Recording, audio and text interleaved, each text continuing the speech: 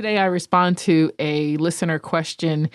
He saw the writing on the wall. He felt like he was about to get fired. And unfortunately, today, job security can't always be counted on.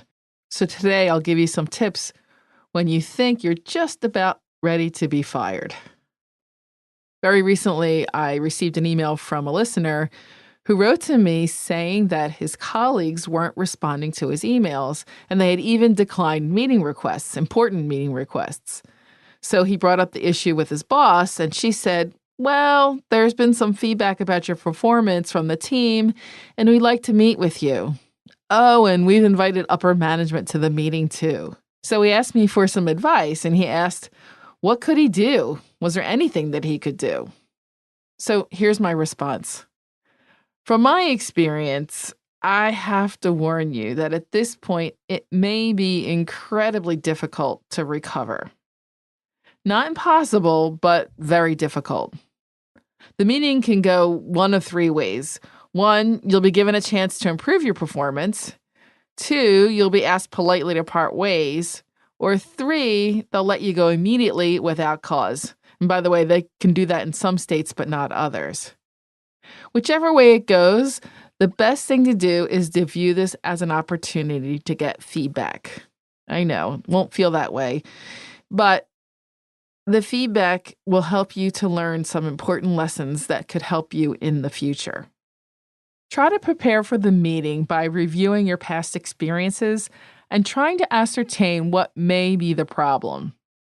You may come up with the wrong answer, so never volunteer your ideas, but thinking about it ahead of time and trying to put yourself in the shoes of your team members will both prepare you for the meeting and help you to come up with solutions in the future.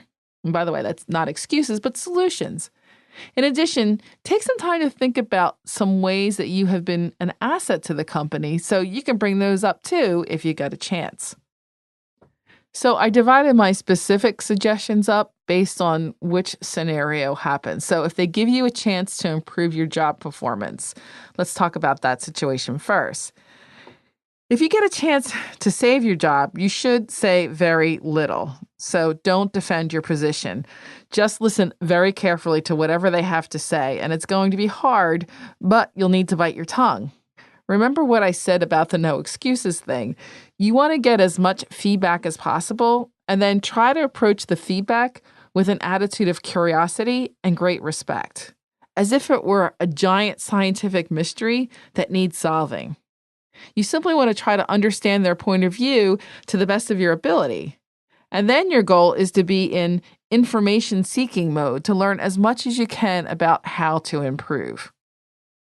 If you're asked your opinion or your thoughts on what happened, be sure to relay your point of view in the most straightforward, non-judgmental, non-defensive manner as possible. So you want to express yourself as objectively as possible. And of course, from your own personal viewpoint. And if you made a mistake, own up to it. Take responsibility. Express your regret if necessary. And if you did some things right and some things wrong, it's okay to express that too.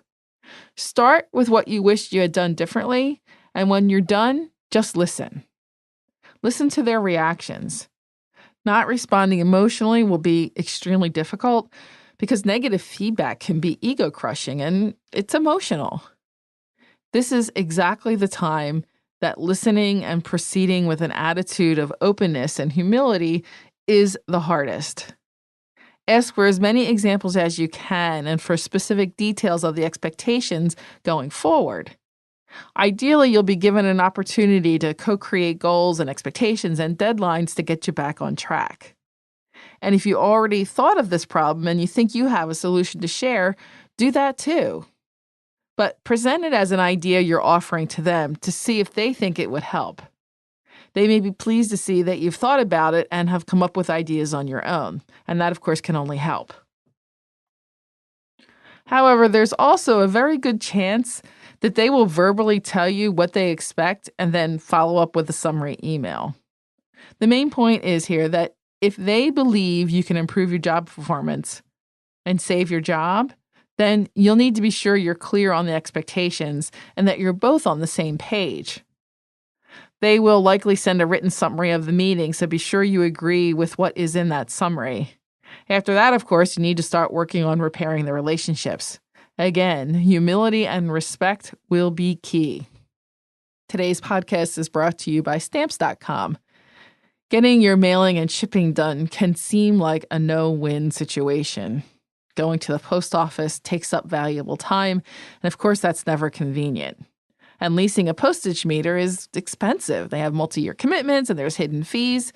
So thankfully, there is a much better way, and that better way is Stamps.com.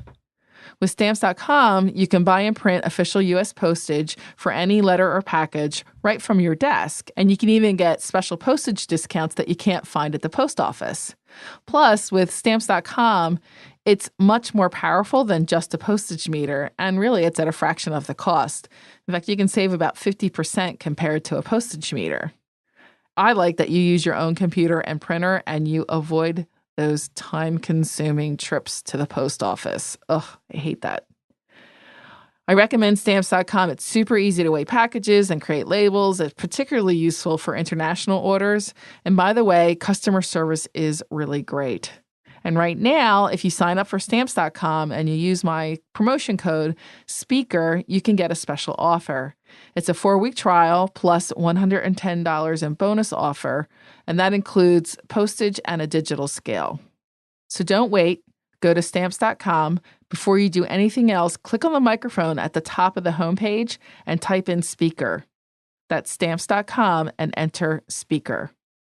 Okay, so let's move on to situation 2. And in situation 2, they might ask you to resign.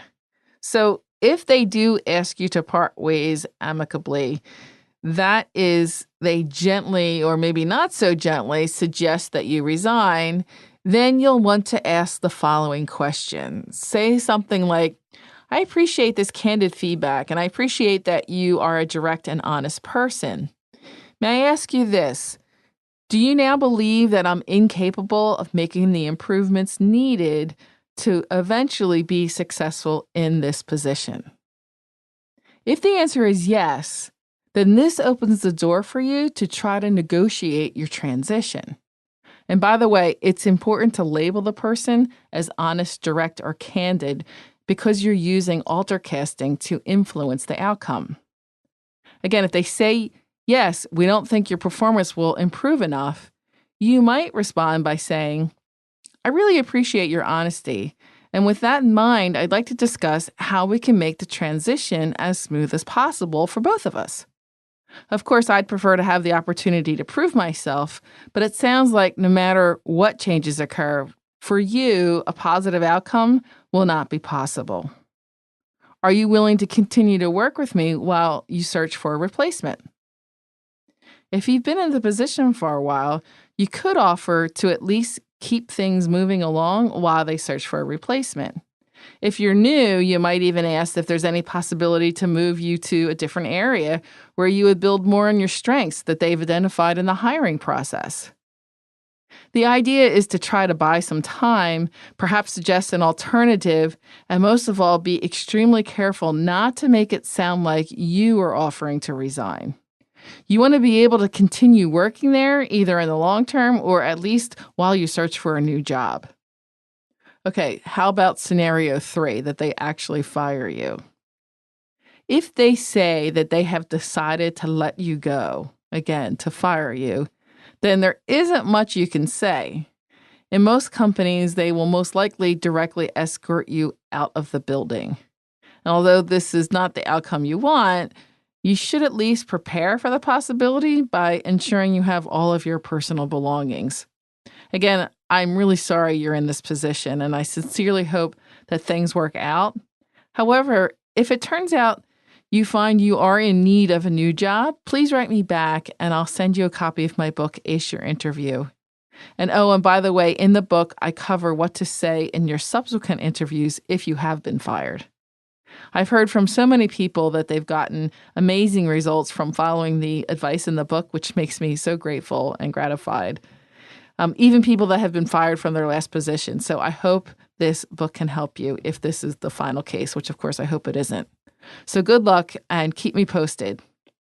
And P.S. I just want to add to this episode that I did hear from the reader after I sent him this advice, and he was given an opportunity to work in a different part of the company. So this worked out positively for him. So I'm very happy.